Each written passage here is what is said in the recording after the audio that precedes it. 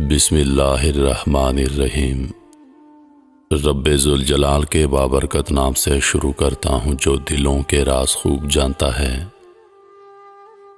تمام ناظرین کو روحیل وائس چینل میں دل کی گہرائیوں سے خوش آمدید اور محبتوں بھرا السلام علیکم۔ صبح دھند چھائی ہو تو بھی آپ کو سورج کے ہونے کا یقین ہوتا ہے، اسی طرح جب مشکلات کی قہر پھیل جائے تو اللہ کی رحمت کے آفتاب کا یقین رکھ۔ ناظرین، واقعات کے سلسلے میں آج کا ہمارا واقعہ ہے 33 سالہ صحبت کی 8 باتیں ہیں۔ حضرت حاتم رحمۃ اللہ علیہ جو مشہور بزرگ اور حضرت شفیق بلخی رحمۃ اللہ علیہ کے خاص شاگرد ہیں، ان سے ایک مرتبہ شیخ نے دریافت کیا، حاتم تم کتنے دن سے میرے ساتھ ہو؟ انہوں نے عرض کیا 33 برس سے۔ فرمانے لگے، اتنے دنوں میں تم نے مجھ سے کیا سیکھا؟ حاتم رحمۃ اللہ علیہ نے عرض کیا 8 مسئلے سیکھے ہیں۔ حضرت شیخ بلخی رحمۃ اللہ علیہ نے فرمایا، انا للہ و انا الیہ راجعون۔ اتنی طویل مدت میں صرف 8 مسئلے سیکھے، میری تو عمر تمہارے ساتھ ضائع ہو گئی۔ حاتم رحمۃ اللہ علیہ نے عرض کیا، حضور صرف 8 مسئلے سیکھے ہیں، جھوٹ تو بول نہیں سکتا۔ حضرت شفیق بلخی رحمۃ اللہ علیہ نے فرمایا، بتاؤ وہ 8 مسئلے کیا ہیں؟ حاتم نے عرض کیا، پہلا، میں نے دیکھا ساری مخلوق روٹی کی طلب میں لگ رہی ہے، اس کی وجہ سے اپنے آپ کو دوسروں کے سامنے ذلیل کرتی ہے اور ناجائز چیزیں اختیار کرتی ہے۔ پھر میں نے دیکھا تو اللہ کا ارشاد ہے، اور کوئی جاندار زمین پر چلنے والا ایسا نہیں ہے جس کی روزی اللہ تعالیٰ کے ذمہ نہ ہو۔ میں نے دیکھا میں بھی انہی زمین پر چلنے والوں میں سے ایک ہوں جن کی روزی اللہ تعالیٰ کے ذمہ ہے، پس میں نے اپنے اوقات ان چیزوں میں مشغول کر لیے جو مجھ پر اللہ تعالیٰ کی طرف سے لازم ہیں، اور جو چیز اللہ تعالیٰ کے ذمہ تھی اس سے اپنے اوقات کو فارغ کر لیا۔ دوسرا، میں نے دیکھا کہ ساری مخلوق کو کسی نہ کسی سے محبت ہے، جیسا کہ بیوی سے، اولاد سے، مال سے، احباب وغیرہ وغیرہ، لیکن میں نے دیکھا کہ جب وہ قبر میں جاتا ہے تو اس کا محبوب اس سے جدا ہو جاتا ہے، اس لیے میں نے نیکیوں سے محبت کر لی تاکہ جب میں قبر میں جاؤں تو میرا محبوب بھی میرے ساتھ جائے اور مرنے کے بعد مجھ سے جدا نہ ہو۔ حضرت شفیق بلخی رحمۃ اللہ علیہ نے فرمایا، بہت اچھا کیا۔ تیسرا، میں نے اللہ کا ارشاد قرآن پاک دیکھا۔ اللہ فرماتے ہیں، اور جو شخص دنیا میں اپنے رب کے سامنے آخرت میں کھڑا ہونے سے ڈرا ہوگا اور نفس کو حرام خواہشات سے روکا ہوگا تو جنت اس کا ٹھکانہ ہوگا۔ میں نے جان لیا کہ اللہ تعالیٰ کا ارشاد حق ہے، میں نے اپنے نفس کو خواہشات سے روکا یہاں تک کہ وہ اللہ تعالیٰ کی اطاعت پر جم گیا۔ چوتھا، میں نے دیکھا کہ ہر شخص کے نزدیک جو چیز بہت قیمتی ہوتی ہے، بہت محبوب ہوتی ہے، وہ اس کو اٹھا کر بڑی احتیاط سے رکھتا ہے، اس کی حفاظت کرتا ہے۔ پھر میں نے اللہ تعالیٰ کا ارشاد دیکھا، جو کچھ تمہارے پاس دنیا میں ہے وہ ختم ہو جائے گا، خواہ وہ جاتا رہے یا تم مر جاؤ، ہر حال میں وہ ختم ہوگا، اور جو اللہ تعالیٰ کے پاس ہے وہ ہمیشہ باقی رہنے والی چیز ہے۔ اس آیت کی وجہ سے جو چیز بھی کبھی میرے پاس ایسی ہوئی جس کی مجھے وقت زیادہ ہوئی، مال کے زیادہ یا کم ہونے میں ان کے فعل کو دخل نہیں ہے، یہ تو مالک الملک کی طرف سے ہے، اس لیے اب کسی پر غصہ ہی نہیں آتا۔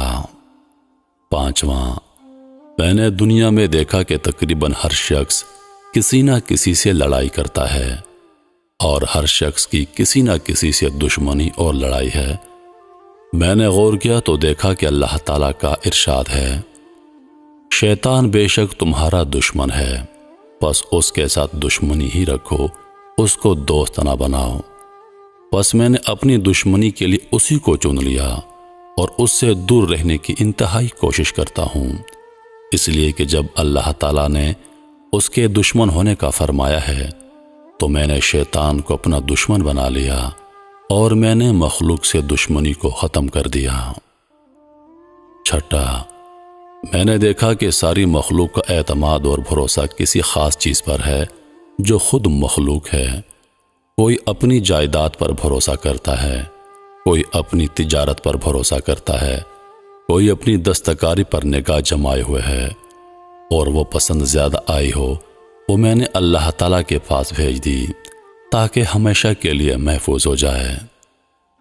ساتواں، میں نے ساری دنیا کو دیکھا کہ کوئی شخص مال کی طرف اپنی عزت اور بڑائی میں لوٹتا ہے، کوئی حسب کی شرافت کی طرف اور فخر کی چیزوں کی طرف، یعنی انہی چیزوں کے ذریعے اپنے اندر بڑائی پیدا کرتا ہے اور اپنی بڑائی کو ظاہر کرتا ہے۔